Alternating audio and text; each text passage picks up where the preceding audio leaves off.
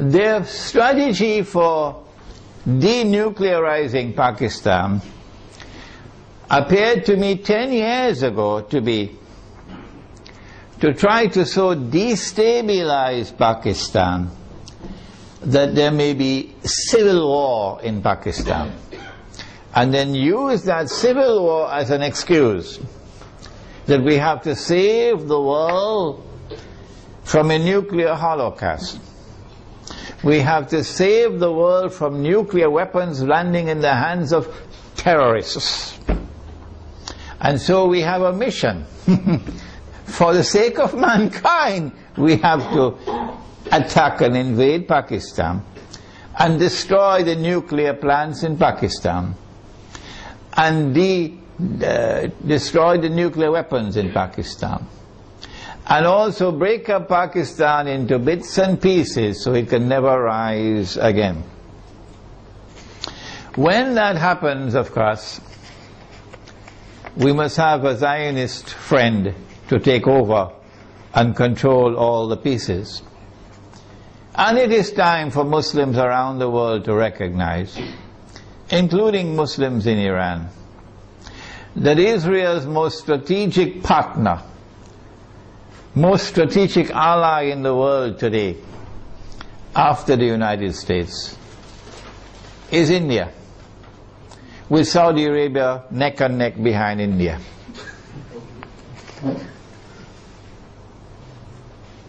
And so, not only must India be involved in the attack, but also when the attack takes place on Pakistan, and if it succeeds, then in the sequel it is India who must now control the region on Israel's behalf.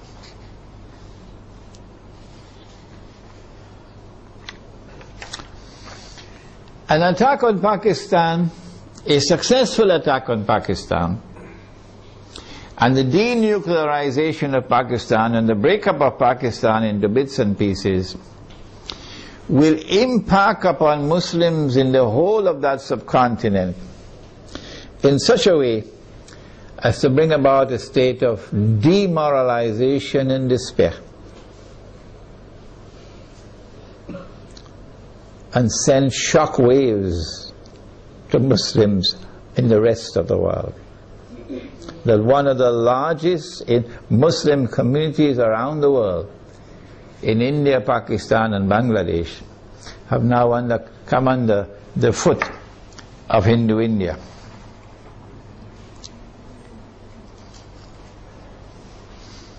So India will rule the entire South Asia with NATO in control in Afghanistan. What should Pakistan do at a time like this? This late hour.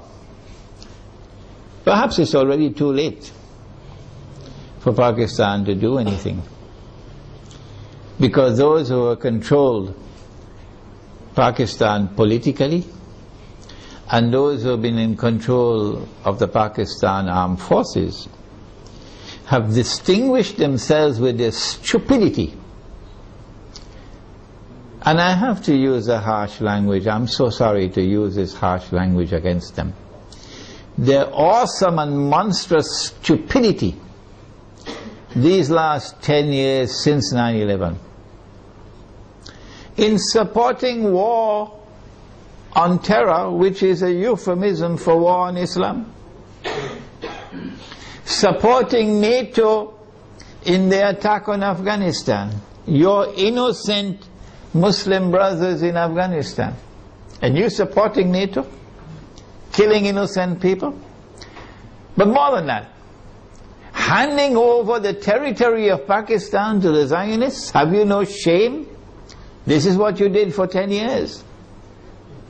That all the NATO supplies going to Afghanistan went through the territory of Pakistan, and it took you 10 years to stop it. Only when NATO killed 23 Pakistani soldiers, they didn't do by accident. They launched that attack on the Pakistani post while he was sleeping to send a message to you that that's it, the friendship is over, we're coming to attack you now.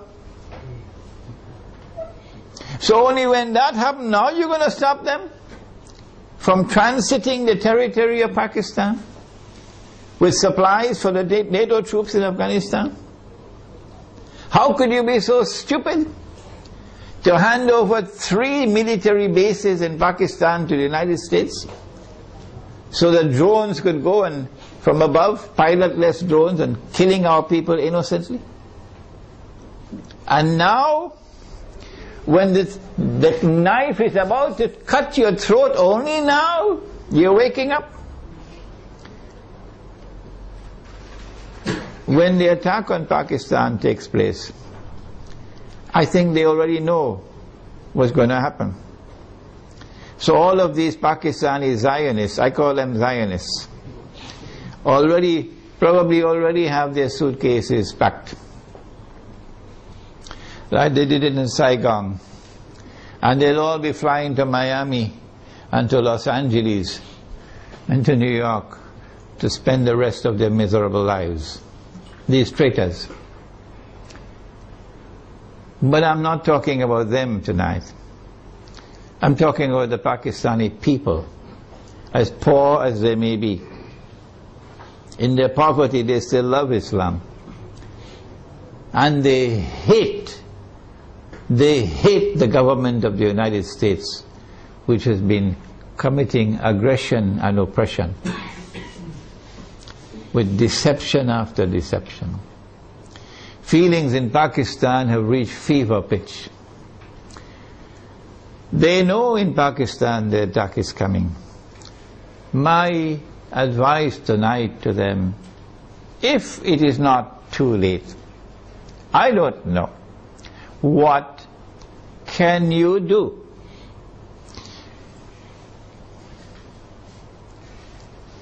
My answer is, if you are to win Allah's help, you got to put your house in order. You got to abandon those who are fighting over sectarian issues. Stay away from them. Get away from these people. Deobandi versus Barelvi. This sect against that sect. Treat these people as though they are a people who have to be cast aside. Don't keep their company. And try to once again, bring the fraternity of Islam. That these are all brothers and sisters in Islam, one people. Identify yourself as a Muslim. I am the student of Maulana Dr. Muhammad Fadlur Rahman Ansari, rahimahullah. He established the Alimia Institute of Islamic Studies in Karachi, Pakistan.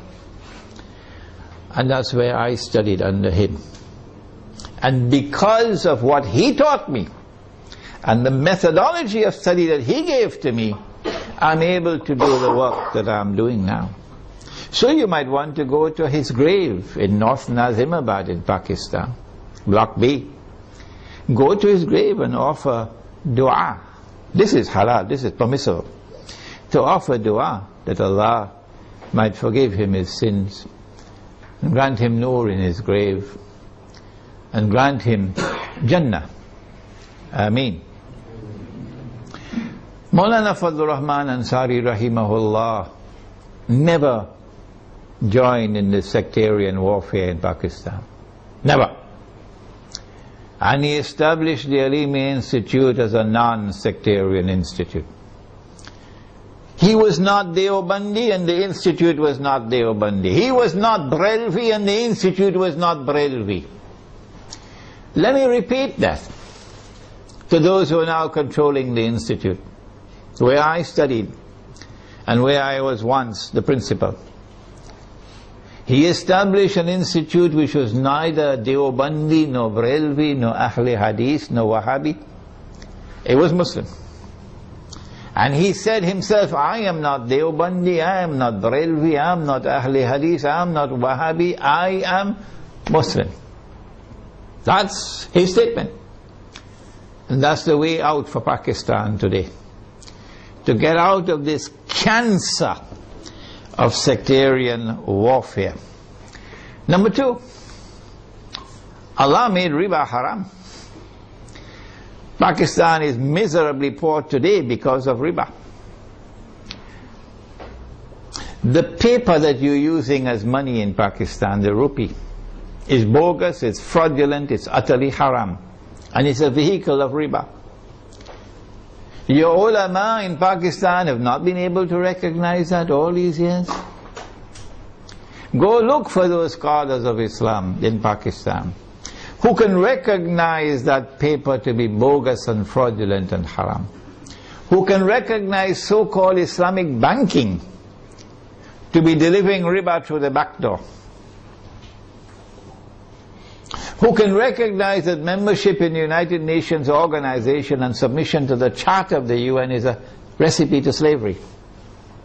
Who can recognize that membership in the International Monetary Fund, which prohibits the use of gold as money, is a recipe for slavery.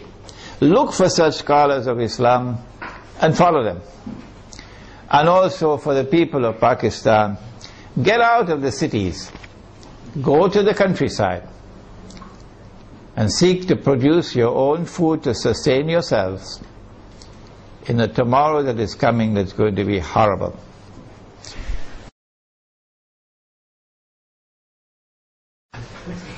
The question is, how do I view the response of the Pakistan Armed Forces now, when the curtain is about to be drawn, and NATO has already sent, by Federal Express, they sent a message to Pakistan, we're coming for you now. That's the message when they kill the soldiers, huh? We're coming for you now. And now, now the Pakistan Armed Forces, because now of course it's too late to do anything else, they say, okay, we will not allow NATO to transit Pakistan. And we're going to take back this base that we gave you, so you could kill the people in Afghanistan. And you have 15 days to vacate the base. No, I'm not impressed. I'm not impressed. I think a lot of the generals have tickets to Miami because they know that they're going to be lynched. I hope they're listening to me, because the Pakistani people love Islam. And the Pakistani people are very, very angry with those who have betrayed them, and betrayed Pakistan, and betrayed the Ummah. Flying first class to Washington, anytime Washington calls them for consultation. So I'm not impressed at all. People who have betrayed Allah and His Messenger, and now at the last moment, now you're trying to save face. I'm not impressed. But the overwhelming majority of the soldiers in the Pakistan Armed Forces love Islam, and they're going to fight as faithful and courageous Muslims. That I have no doubt about. It is the command which stinks. It is the command, the political and military command, that I call Zionists. And they're on their way out as soon as Pakistan is attacked. They're finished. They're going to fly to Miami and leave Pakistan to the true Pakistanis. So I'm not impressed. The Muslims in India, of course, are going to be in a much worse situation once Pakistan is attacked. The Muslims in Bangladesh are going to be in a worse situation because of the attack on their morale. They will be demoralized. And it is a function of Islamic scholars to deliver guidance and leadership. And the scholars of Islam are fighting each other over popcorn. Fighting with each other over popcorn. And attacking me because I declare myself to be a Muslim. Who? He's only a Muslim? He's neither fish nor fowl? Who is he? He has no Aqidah? That's now the attack on me. Yeah. Well, let them continue with the attacks. Go ahead.